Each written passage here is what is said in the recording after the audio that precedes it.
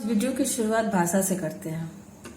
भाषा हम अपने मन के भावों को किसी न किसी माध्यम से दूसरों तक पहुंचाते हैं अथवा हम अपने मन के भावों को जिस भी माध्यम से किसी दूसरों तक पहुंचाते हैं वो या तो लिखकर हो सकता है या फिर बोलकर हो सकता है। यह माध्यम ही भाषा कहलाता है। अब इसकी परिभाषा है, भाषा वह साधन है जिसके द्वारा हम अपने मनोभावों को दूसरों के सामने प्रकट करते हैं, वही भाषा कहलाता है। अब भाषा के रूप, भाषा के दो रूप होते हैं, एक मौखिक, दूसरा लिखित। अब ये मौखिक अथवा मुंह से बोलने वाला, जब हम अपने विचारों या भावों का आदान प्रदान किसी व्यक्ति से बोलकर करते हैं तब वह भाषा का मौखिक रूप अथवा कथित रूप कहलाता है। दूसरा लिखित, जब हम अपने भाव या विचारों को लिखकर दूसरों के सामने प्रकट करते हैं तब वह भाषा लिखित रूप कहलाता है। हमारे देश में कई भाषाएं बोली जाती हैं। भाषा के लिखित रूप का आधार भाषा की लिपि कहलाता है, जैसे हिंदी और संस्कृत भाषा की लिपि देवनागरी है। व्याकरण, प्रत्येक भाषा के लिखने और पढ़ने के लिए अपने नियम होते हैं। नियमों का पालन किए बिना हम कोई भी भाषा नहीं सीख सकते हैं। व्याकरण हमें यही नियम सिखाती है। अब व्याकरण की परिभाषा, व्याकरण वह शास्त्र है जो भाषा को शुद्ध रूप में लिखना, पढ़ना और समझना सिखाता है।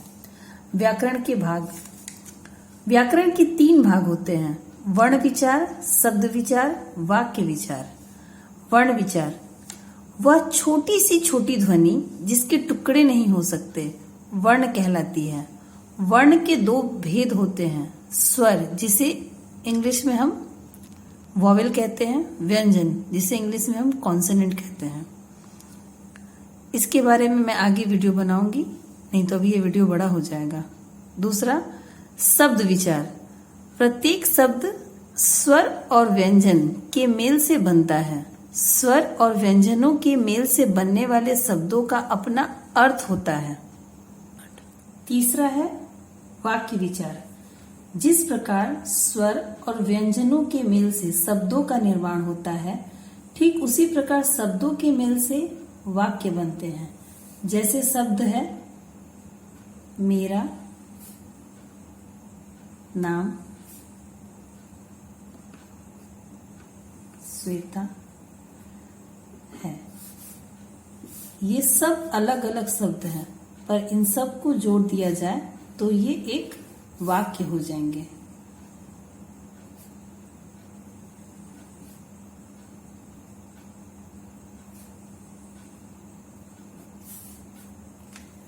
नियम होते हैं, नियमों का पालन किए बिना हम कोई भी भाषा नहीं सीख सकते हैं। व्याकरण हमें यही नियम सिखाती है। अब व्याकरण की परिभाषा, व्याकरण वह शास्त्र है जो भाषा को शुद्ध रूप में लिखना, पढ़ना और समझना सिखाता है। व्याकरण के भाग, व्याकरण के 3 भाग होते हैं, वर्ण विचार, शब्द विचार, वाक्य विचार।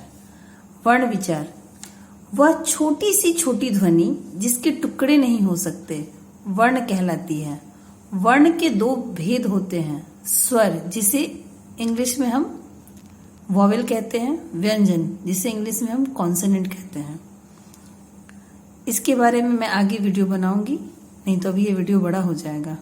दूसरा शब्द विचार, प्रत्येक शब्द स्वर और व्यंजन के मेल से बनता है। स्वर और व्यंजनों के मेल से बनने वाले शब्दों का अपना अर्थ होता है।